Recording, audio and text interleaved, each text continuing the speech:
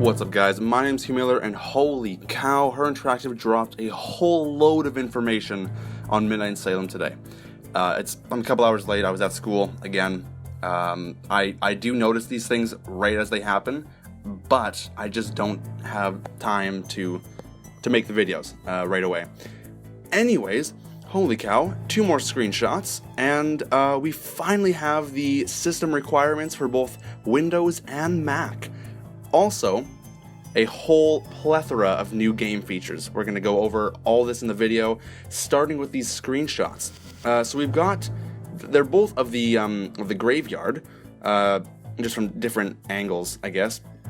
And so we got concept art for the graveyard quite a while ago. It's been floating around for a while. You see on the screen here, but they finally released 3D renders, unfinished 3D renders of the actual cemetery itself. So this first one, it's called Little Liberty, and it looks like it's a commemorative statue of something that happened in the past, some witch trials stuff. I don't know. I'm not very knowledgeable on Salem or its history or anything. What can I say? I'm in Canada. Anyways, this looks like it's a night shot, and the other one is a day shot. But yeah, so it's sort of like misty. You got some mist going on. Some interesting skyboxes, considering it looks like the moon is just a light source and not actually a moon. It looks all right though. We'll have to see what it looks like in game. Next we have just an overview of the cemetery. So again, it looks quite unfinished because a lot of these stones look like they've just been thrown there. And there's some loopable grass textures going on, but it looks all right. It looks fairly decently sized. Which is pretty cool. I'm really curious where the Hathorn House is located based on the positioning of this cemetery. Just because looking at the concept art, it looks like the Hathorn House is right behind the cemetery, but I don't know. It was concept art anyways, right? So this, yeah, I don't know. I'm curious to see what it's going to look like in game, but right now I think it looks pretty cool. Anyways, that's the screenshots. Let's head over to the mid page, or the Midnight in Salem game page. So we've got the regular, thing that hasn't changed, and that's like the status, so pre-orders and all that stuff. Operating system.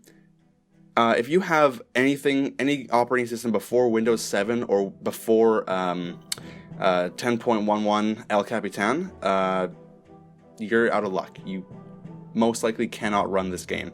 So you need a Windows 7 60-bit or later operating system for Windows, or you need OS X 10.11 El Capitan or higher, Metal 1.1 capable.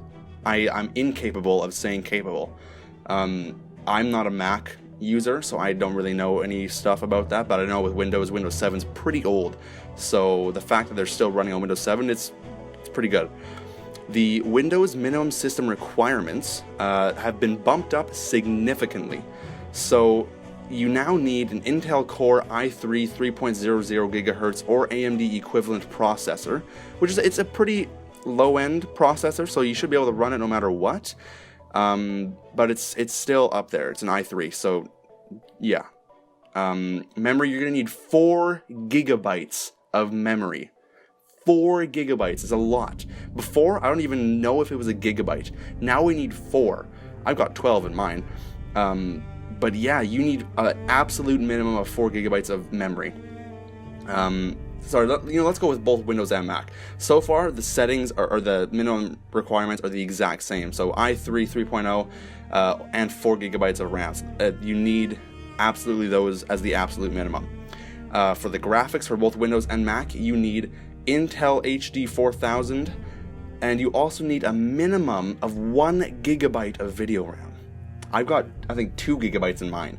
So yeah, it's pretty crazy.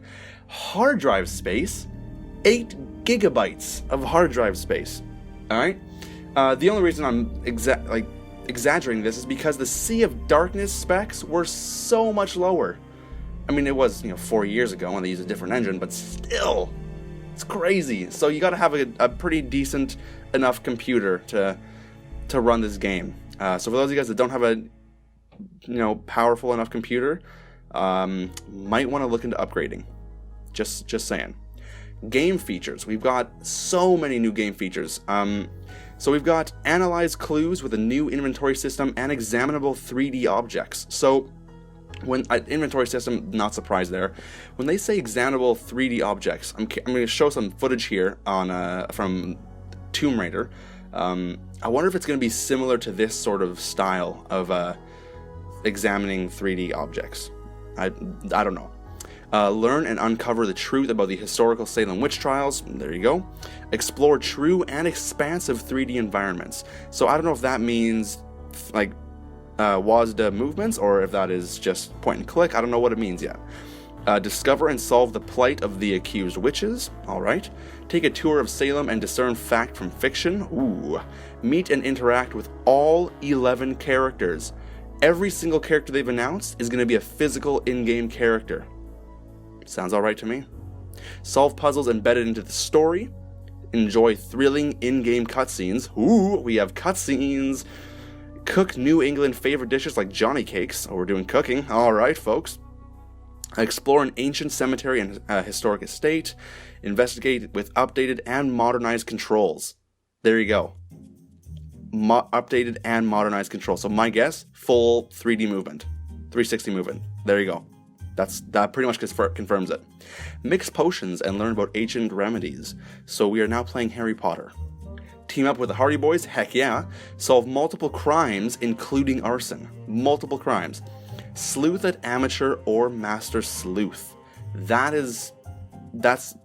glad they're keeping that the same as it was. I also read, apparently, based on what you do in-game, will affect the outcome of the game.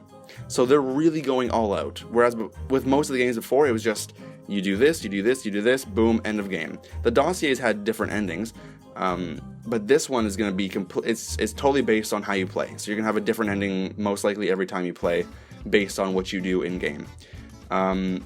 Which is pretty cool. I think it's pretty cool. I'm not going to be doing a walkthrough for every single ending, because that's ridiculous. But I'll just do one walkthrough. Argofont might do all the endings, in which case, sounds good to me. But yeah, that's it. That's all the information. We got 2 new screenshots, all the system requirements. Make sure you're checking your computer to know if you can run the game, I guess. With Windows, you also need DirectX version 11, minimum version 11.